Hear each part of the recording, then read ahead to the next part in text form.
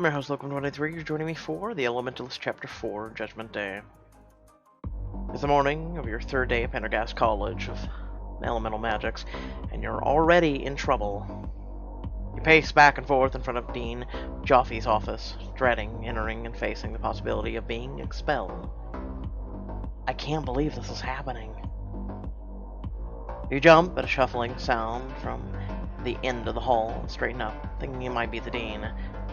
But you deflate as Beckett rounds the corner. I'm surprised you made it here before me. I assumed you'd get lost. What with how sad and inept you are. You're the one who got us into this mess. Me? How do you possibly figure? It's because you...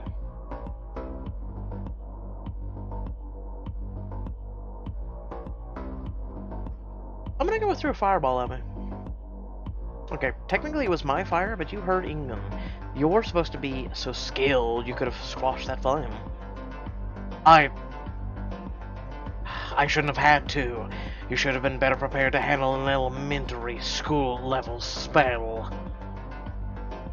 What is that supposed to mean? Listen here, you little... A loud click draws your attention, and you look over to see Dean Joffe standing in her doorway of her office. Ah, you two must be the pair that Professor England is referring to. Beckett straightens up immediately, smoothing out his coat and running a hand over the Pendarghast crest on his chest. Yes, Dean Joffe, we are, and may I say how truly and absolutely sorry I am for any and all of my actions. The Dean stares at him until the smile fades and his face turns a deep red. Then she turns her gaze upon you, appraising you with a look you can't quite place. Come in, both of you. Let's get this over with. You and Beckett take seats across from Dean Joffe's ostentatious desk. Before we get started, allow me to say that I don't care who started this. I'm greatly disappointed in both of you. Mr. Harrington, I had extremely high hopes for you as a student. What with your family's reputation and all? Beckett hangs his head. He grips his knuckles tightly, knuckles turning white.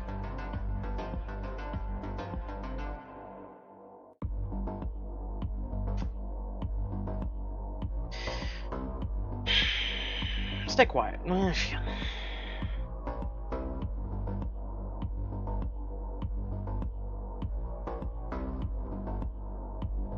Stay quiet.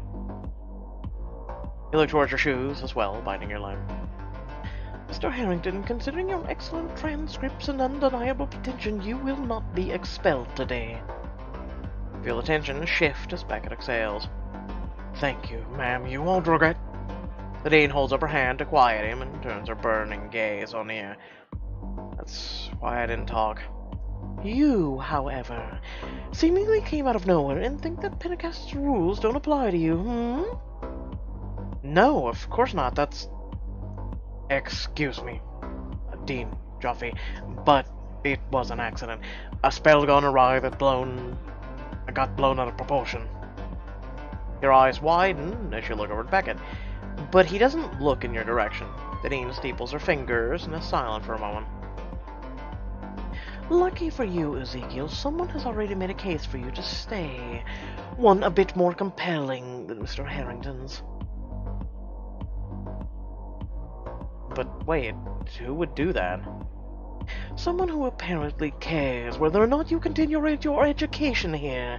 But I want to make sure you know the severity of your actions. Both of you will be required to put in school service hours as punishment. Of course, absolutely whatever we have to do. So be it. Arrive at the library at 8 this evening to receive your assignments. Thank you so much, Dean Joffe. I promise you this won't happen again. It had better not. I'm not a woman known for second chances, and you can expect that any further incidences will result in expulsion. Do I make myself clear? You and Beckett both nod as an uncomfortable silence drifts over the three of you. Well, what are you waiting for? Leave. Not another word. You and Beckett gather your things and leave her office. I can't we made it. Can't believe we made it out of there in one piece. That woman is terrifying. That woman is a genius, a real savant in the current magical educational landscape, and 100% the scariest person I've ever met. You laugh, relieved now that there's no impeding threat of expulsion, and Becca fights a smile. As your laughter dies away, Becca clears her throat, straightening. I should go. My next class starts pretty soon. I'll see you later, I suppose. Right, sure. As you watch him walk away down the hall, you see a curious face surrounded by a nest of wild hair peering at you from around the corner of a side hallway. Is she a teacher? As you walk towards her, she disappears behind the wall, and when you finally reach the spot, she's gone.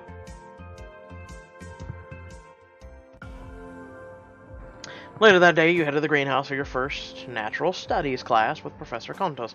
You take an open seat next to Shreya. Behind you, the majority of the floor space is taken up by something about the hip height, covered in tarp. Before you can ask about it, Shreya draws your attention back. There you are. I assume that since you're here, you're not expelled? Yeah. Becca totally vouched for me.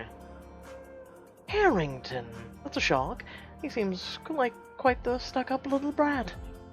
Maybe he had a change of heart? Really, I'm not gonna question him. I never expected it to be at Pendarghast, but I can't just leave, you know what I mean? It seems like magic is starting to grow on you. It's not just that. I got this letter from my parents this morning.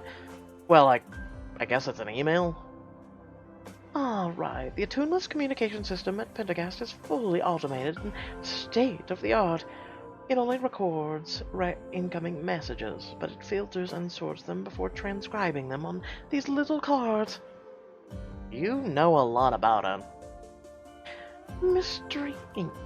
has an attuneless product line. We use a similar system. What did the letter say? You hand her folded paper from your bag. Ezekiel, we hope school is doing well. Don't forget to check in from time to time. Your father and I know you're probably living it up, so we won't bug you too much. We just remember we love you and are so incredibly proud. This is a Hallmark level stuff. I'm tearing up a bit. I know, right? We can't let them down. Heartfelt wasn't working for me, but Pendarghast, it's different here. It feels so right. As Argontos comes through the greenhouse door, straightening his vest. Good morning, class. Settle in, please, please. We're going to start the year off with a very special and exciting lecture today. What do you think's under the tarp? I just hope it's not another giant fly trap. I swear the one by the door sniffed me on the way in. She shot at us and you laughed yourself before turning back to Professor Kontos. Today's lesson is about one of the most important things that the Toon will ever learn. Companion magic. Excited whispers instantly fills the classroom. You turn and see the tar behind you, rippling a bit, like something behind it is breathing. What's companion magic? As most of you know, many spells can be cast when an attune combines the magic with another magical being. Now, if there aren't any of the attuned around, you can find yourself in quite a situation if you need to do companion magic rises. And so, strides over the room purposefully. He whips the tarp off the 3 fenced-in squares of space on the floor and inside. Got a toad. Toads are also cute. No, wait! This one's cuter. And this one's the cutest. I mean, he is cute, but I like the dragon. Toads, Naruto Shippuden, I'm just saying. Oh my god. Glass leans in closer, craning, to get a better look at the creatures. These are just a few of the magical creatures that hold enough potential to channel companion magic. We call them familiars. The Arul is a fierce and independent companion built its trust, though, and it will fight for you tooth and nail, even when no magic is required. One of the small puppy-like creatures chips cheerfully, chases his tail before disappearing in the thin air and reappearing a few feet away. Ah! The Lumion is very wary of danger and alert you at the first sign of trouble, making them highly prized as both guards and companions. One of the elegant, serpentine creatures coos softly and coils around itself. As its wings rustle, the air around it ripples as though charged with energy. And lastly, the Gorgi, the simple but effective creature, though they have a tenacity to be quite stubborn. As Argondos points to the last enclosure, first glance it appears to just be full of lifeless rocks, until you notice one of those rocks is breathing. My friends at Companion Breeding Co. sent us over a fresh litter for all of you to choose from, so please, make a neat line. Everyone jostles each other on their way to the back, pushing and squeezing as they try to be first in line. This is so cool. Which one are you gonna get? I've had my heart set on a Lumion since I was a young girl. They're such regal creatures. What about you? You're about to choose a familiar. Choose carefully, as your companion will be with you for the duration of your studies at Pendarghast. Gorgi, Aurelian, Lumion. Gorgi. Excellent choice. Professor Gondos reaches down and gently picks up what looks like a tadpole that's almost become a frog, putting him in your hands. I think I'll name you Butterball. Trying to think real quick.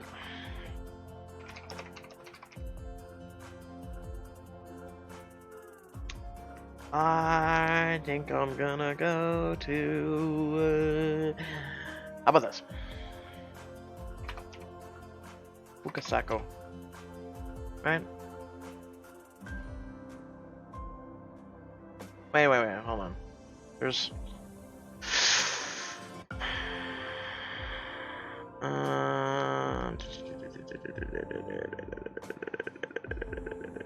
no, you know what?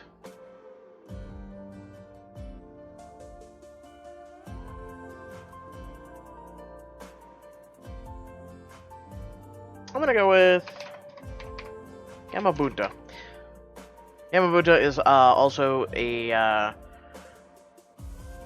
basically the head of the toads. So basically, you could call it the alpha. You try this new name on the Gorgi, but there doesn't seem to be any response. Oh, right. See, the Gorgis are simple creatures. They get easily confused. Unfortunately, you're stuck with whatever name they were calling him back at the breeding company. Let's see. He rifles through some papers and checks out a picture against the Gorgi's appearance. Ezekiel, meet your new friend, Tim.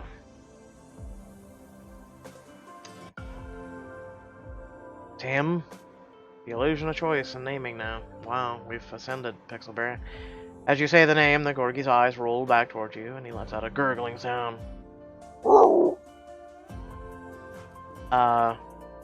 Okay. Tim it is, I guess. Take the rest of the class to get acquainted with your new friend, and remember, a familiar's not just a pet, it's a partner. If you want them to put their trust in you, you must do the same.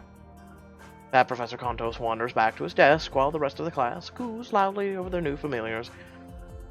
I can't believe this. I know, I've always wanted a Lumion, but my mother said the only way an animal was coming into our house was in a garment bag. Her new Lumion was squawks, gliding behind her and peeking over her shoulder. Oh, don't worry, my little Chi-Chi. My mother is nowhere close here to here, and I would never let her hurt you. Chi-Chi? It's a nickname short for Gucci, because my Luminium is just as iconic. Huh. On the table next to you, Tim lets out a sound like a cross between a croak and a quiet growl. You gently run a finger down his back. He melts into a blob, eyes slitted with happily. I hope I'm good at this. I never really had to take care of anything other than myself, and even that's kind of iffy at times. I'm sure you'll be fine. Just remember... Tria's face gets serious as she imitates Professor Kontos' voice. A familiar is a pet. It's not a pet, it's a partner. You both laugh and spend the rest of the class getting to know your new familiars. Frogs and toads aren't as dumb as you think. That night you enter the sprawling Pendarghast library for your school services assignment. You take a moment to appreciate your surroundings. You spot Beckett towards the back of the library, surrounded by a table full of books. You head over to him. Hey, I'm not late, am I? No, I was already here. He glances up at you, eyes narrowing when he spots Tim in your arms, before turning back to the book in front of him. Familiars aren't allowed in the library. Did you not read the sign? Oh, I guess I'll just bring Tim up to my room. Don't be silly, just tell him to go off to the ether. You look down at Tim. Go to the ether? Instantly, Tim disappears. Where'd he go? Don't worry, he'll come back when you call. He'll be perfectly happy there with all the other off-duty familiars. He snaps the book he was reading closed and stands up. So, what were you reading? There's gotta be so much great study material in here. Beckett scoffs at you. I'm here to complete my school services hours, not start a book club with you. Right. They're silently at each other for a few moments. I got a service agreement or assignment from Mr. Kornichschwip, the librarian. We're supposed to reshelve the attuned history section from 1330 to 1350. That doesn't sound terrible. It's only 50 years. Where's that section? He points down the nearest aisle, which stretches on in the dark recesses of the library. It goes all the way down. I see, but at least all we have to do is put some books in the right place. He gestures upward to the dozens of books flapping around near the ceiling like birds. Oh, good point. Let's get to work, shall we?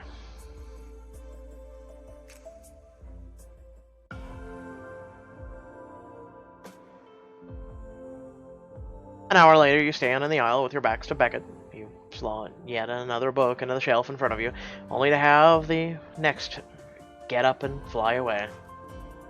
This is torture. Tell me about it. This is making me hate the library.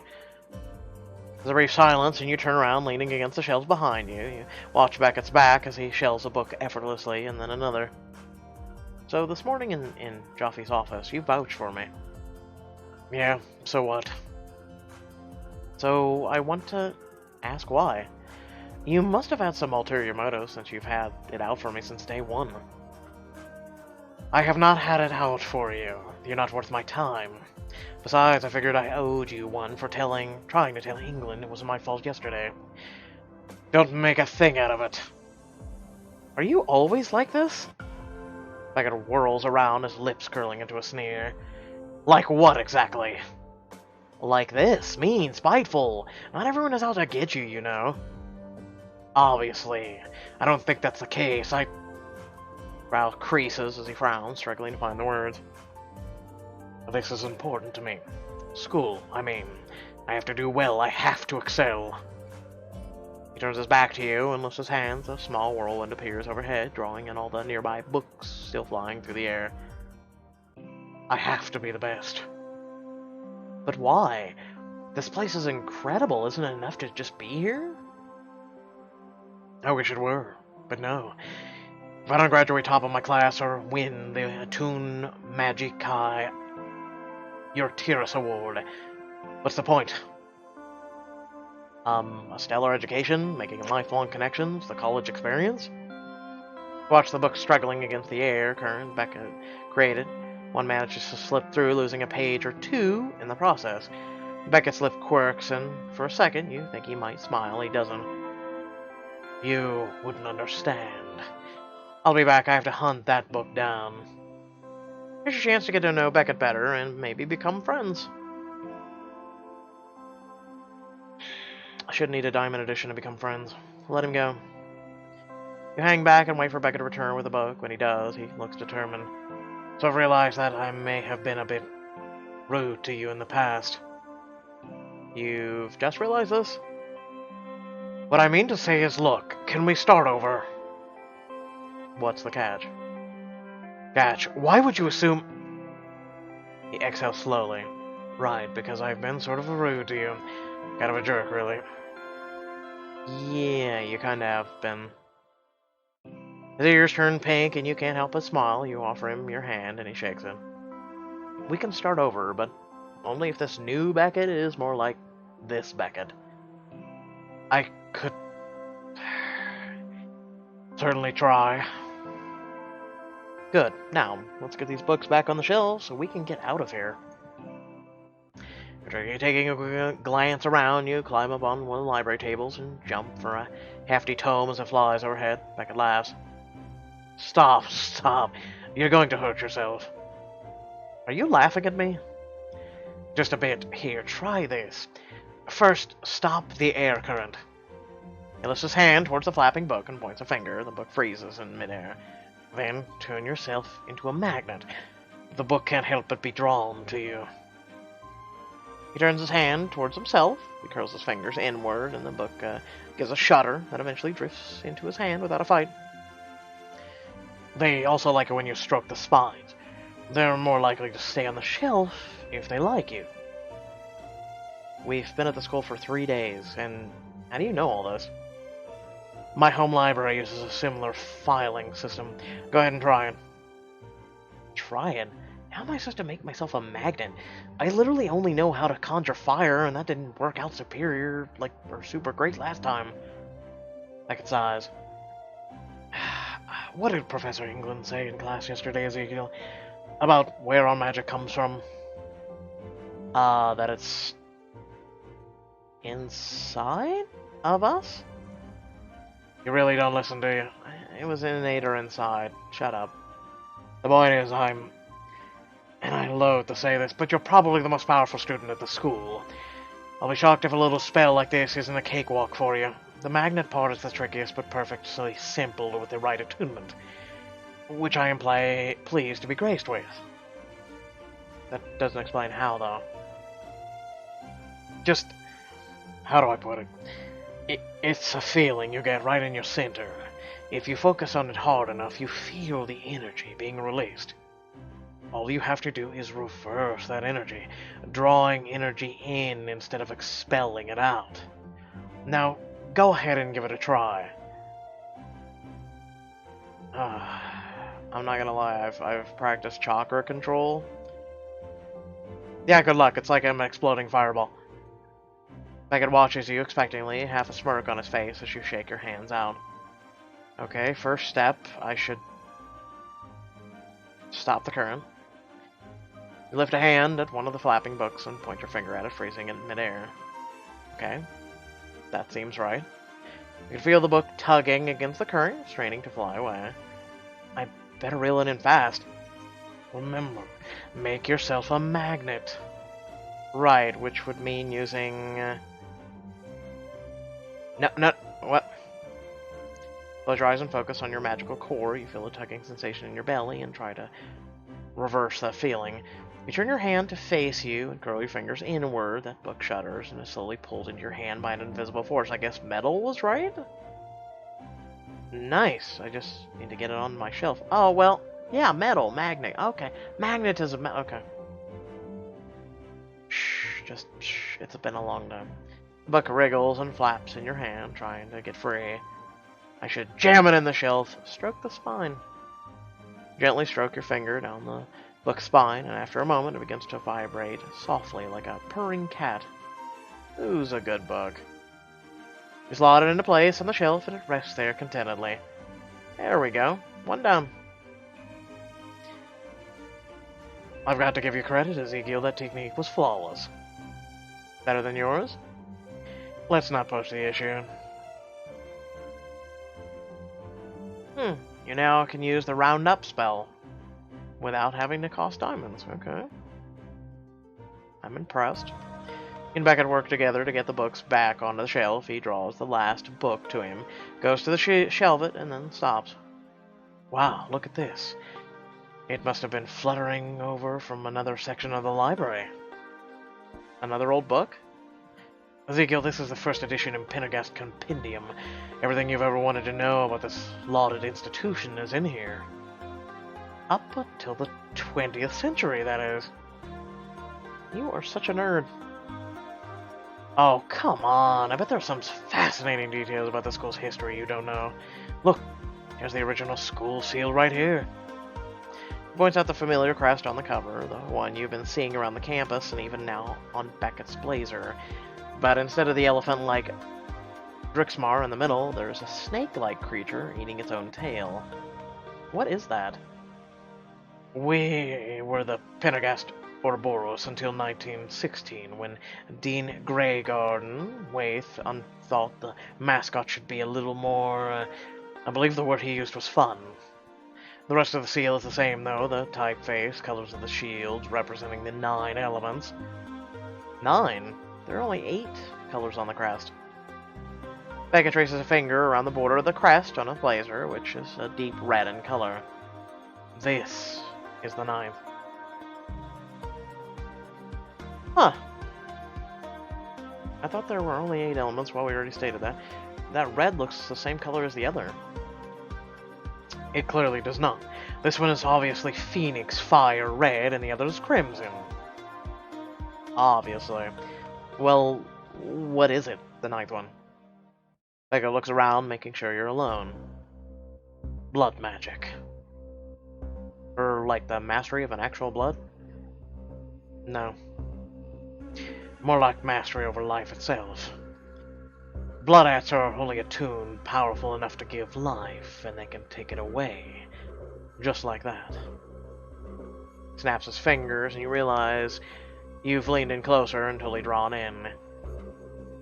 That's why the practice of blood magic has been banned. So the attuned government or whatever just disallowed them? How do you do that to an entire group of people? It was more than they were suppressed. It's the rarest attunement a person can have, and there weren't many to begin with.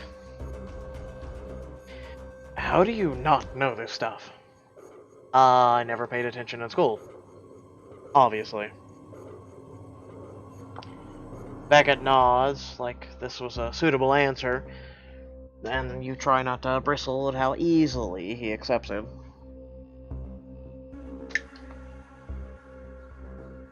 But why? Why would they need to do that? Here, follow me. I want to show you something. He leads you to the creepy statue of the 3-headed snake in the back of the room. All of its heads hiss in your direction as you approach, but Beckett holds out a hand and they settle down. So you're the marble snake whisperer now? It's an enchantment. You need special permission to access these archives. The snakes bend and twist before finally parting out of the way. You follow Beckett through.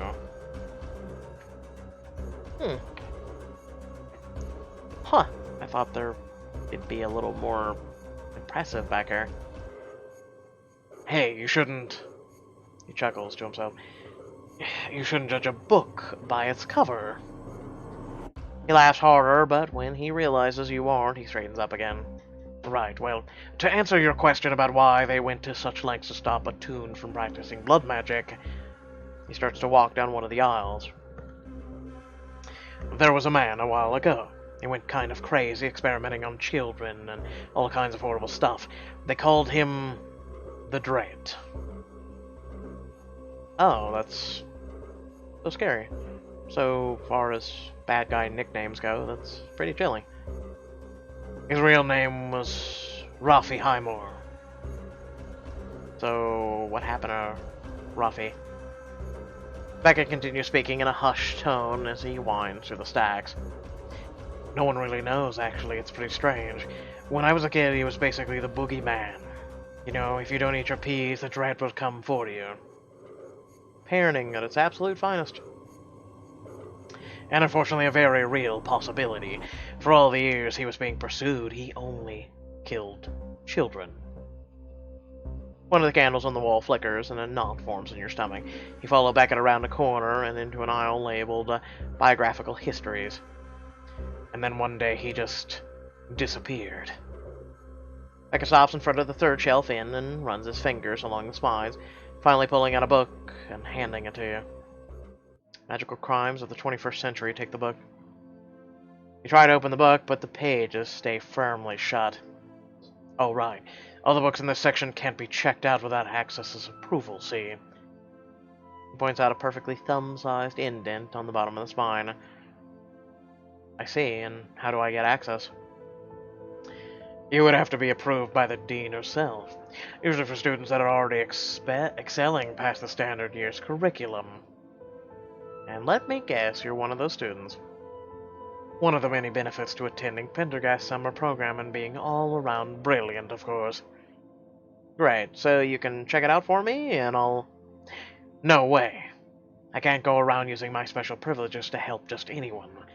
What if you damage it? Forget to bring it back, and accrue late charges. Learning more about this Rafi guy is bound to help me understand more of the magical world secrets. There might even be something in the book that explains the shadow creature. Beckett's the only one who can help. This is a book of significance. Collecting it will add it to your desk and help shed some light on the mysteries of Pendarghast. Leave it for now. Got so much going on right now, I wouldn't have time to read it anyway. You slot the book neatly onto the shelf while Beckett goes to return the compendium to its proper aisle. You did not get the book on Rafi the Dread. That's fine. What diamond editions are for. And you gather your things before leaving the library. Took you long enough. Sorry, I had to... Were you waiting for me? What? Well, it's dark and we live in the same building after all. Right. Suddenly you feel the hair on the back of your neck stand up.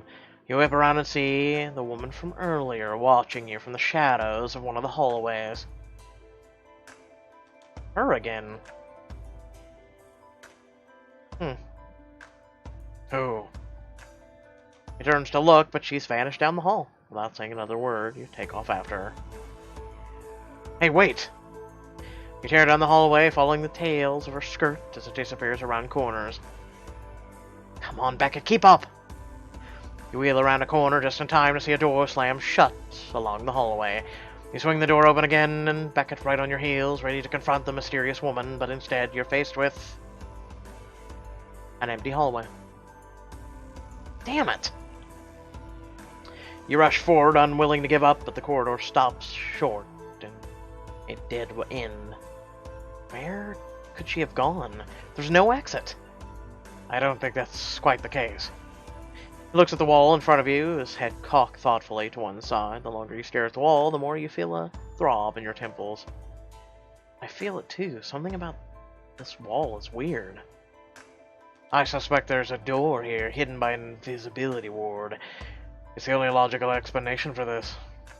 Beckett studies the wall, then nods decisively. He presses his hands together for a brief moment, and then reaches out to move them back and forth in front of the wall, as if wiping steam from a mirror. Slowly, the wall melts away, revealing a door in plain sight. Beckett, you genius! What would I have done without you? You rattle the doorknob, but it stays firmly locked. You glance back at Beckett, who puts his hands up. Don't look at me. I'm certainly not helping you break into a locked door.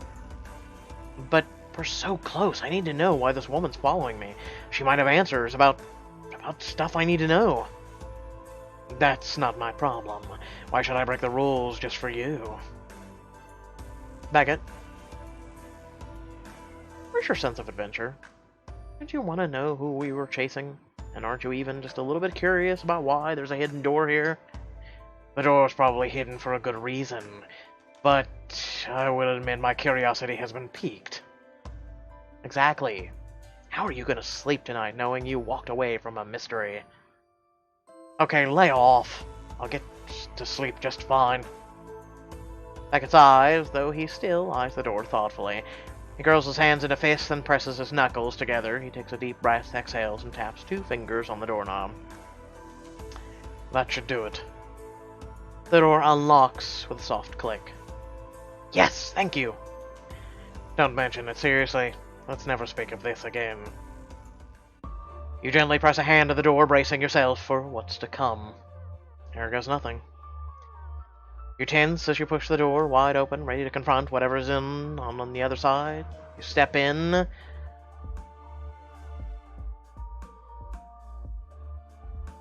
Huh. But the woman is nowhere to be seen. Crap, she's gone. Your gaze sweeps the room, searching. You take in the boxes and shelves overflowing with colorful knickknacks. Whoa, is that a genie lab? And is that a scarab beetle? What is this place? I had no idea this room was here, and it's not just any school published, or it's not on any school published schematics. You step further in the room and suddenly stumble over a bag lying in the middle of the floor. Inside is a shimmery crystalline shard, an array of multicolored pins, and what appears to be a long curved bone. And at the very bottom, under all the clutter, an old photograph torn in half. Huh, weird. The colors of the photograph are faded with time. You can just barely make out the image of a man cradling a baby in his arms, and you peer closer, realizing that the baby has a sun-shaped birthmark on their shoulder, just like you. It's a picture of me.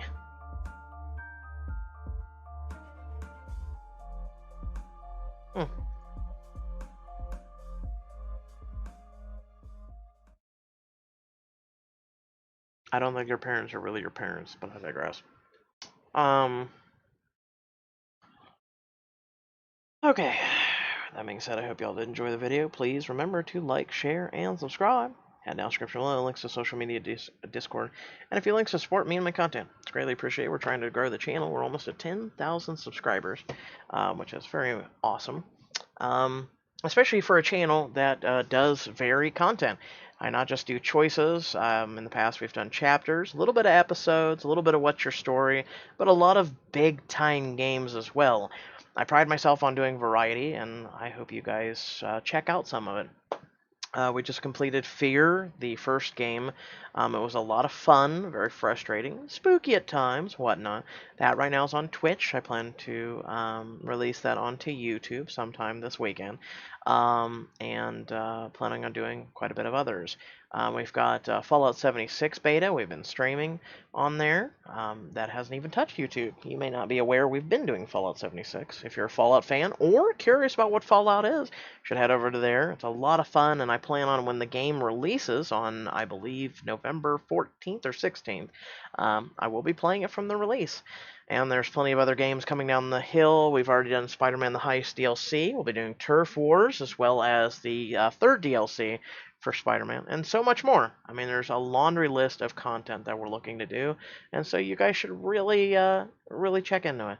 It's a lot of stuff, especially Kingdom Hearts 1 through 3. I plan on covering 1 and 2 here very soon, and 3 will be coming out in January. So, without further ado, thank you all for watching, and I'll catch you all in the next video. Goodbye.